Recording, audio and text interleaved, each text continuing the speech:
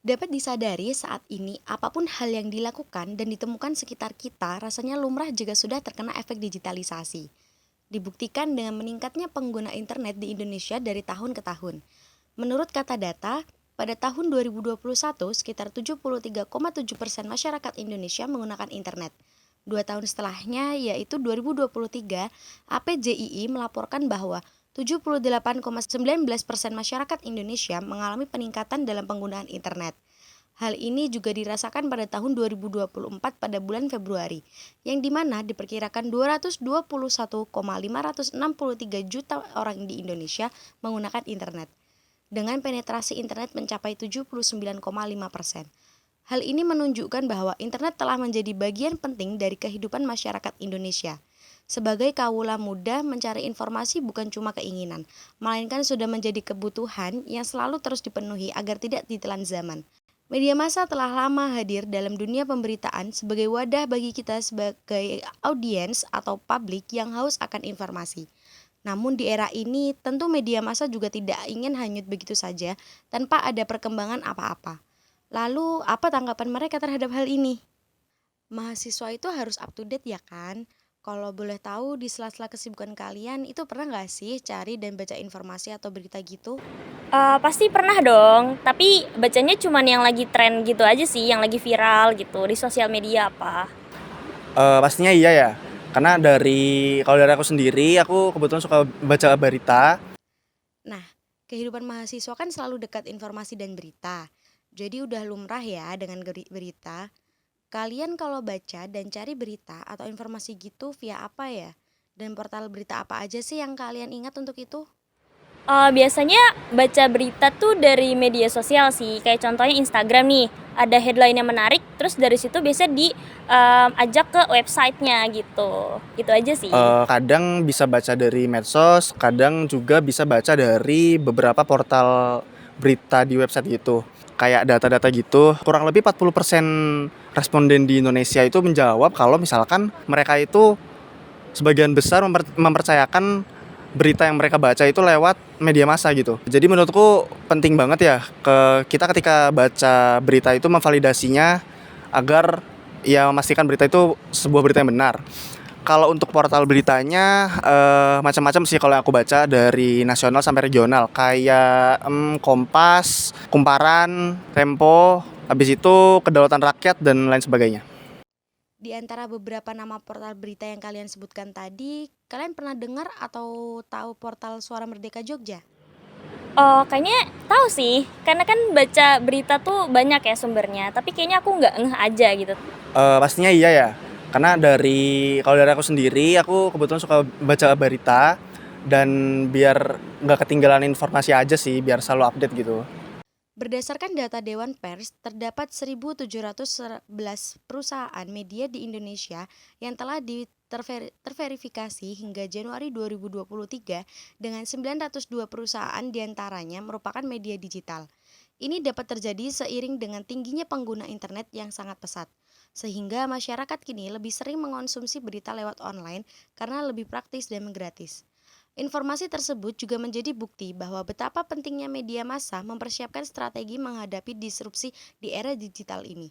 Mengutip dari Tempo yang dirangkum dari beberapa sumber, setidaknya cukup banyak perusahaan media cetak yang memutuskan untuk tutup atau beralih ke digital seperti Koran Sindo yang tutup April 2023 dan Harian Republika yang beralih di digital di Desember 2022.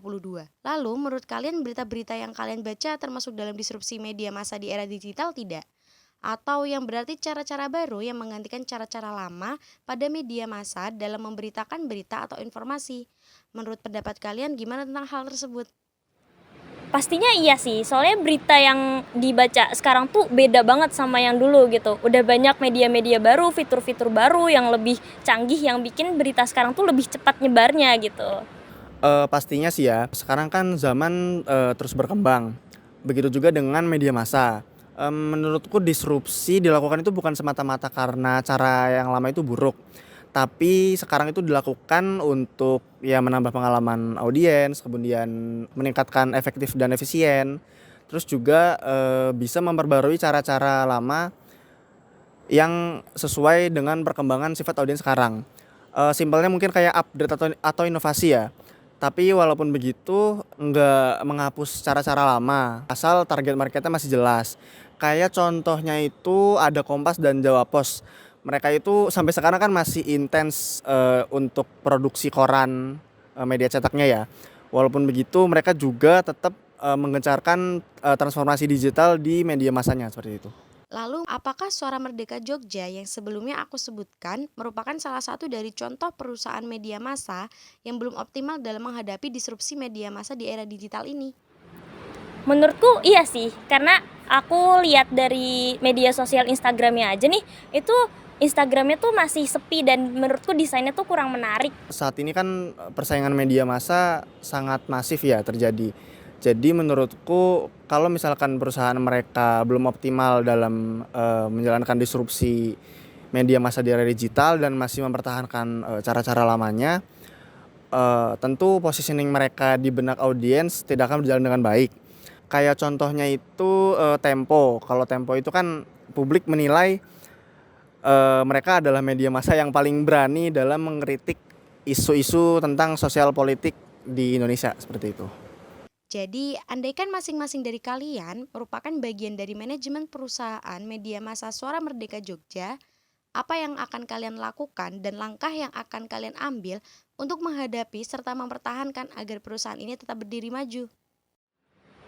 Oh, kalau menurut aku pribadi, untuk bisa si Suara Merdeka Jogja itu bertahan, itu tuh pertama dari desainnya tadi yang aku bilang, desain dibuat lebih eye-catching gitu. Dan yang kedua tuh bisa kerjasama buat pelatihan jurnalisme gitu. Kayak Kumparan Badis itu bagus banget gitu, magang, program magang itu juga bagus. Dan mungkin ini sih terakhir, lebih ngejaga berita itu lebih akurat sama terbuka, karena kepercayaan audiens itu kan penting banget. Kalau aku jadi manajemen media mereka banyak sih yang bisa dilakukan ya, seperti merancang dan mengaplikasikan transformasi atau konvergensi digital dari produk-produk jurnalistik mereka dengan mengadaptasi teknologi yang sekarang berkembang dan populer, kayak bikin website, kemudian bikin e-paper atau melalui media sosial. Aku juga akan menerapkan metode pendekatan yang berpusat di komunitas-komunitas yang berada di jangkauan Suara Merdeka Jogja. Bisa dengan meningkatkan peliputan isu-isu lokal yang diangkat ke nasional,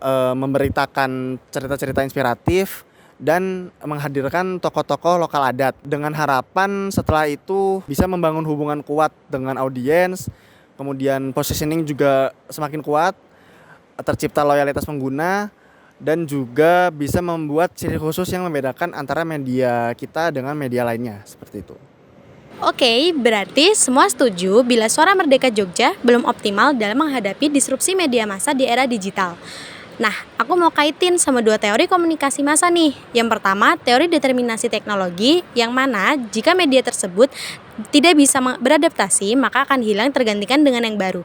Dan yang kedua, ada teori ekuasi, yang mana manusia berinteraksi dengan media massa, jadi media harus bisa mempertahankan audiens untuk dapat bertahan di era disrupsi media massa.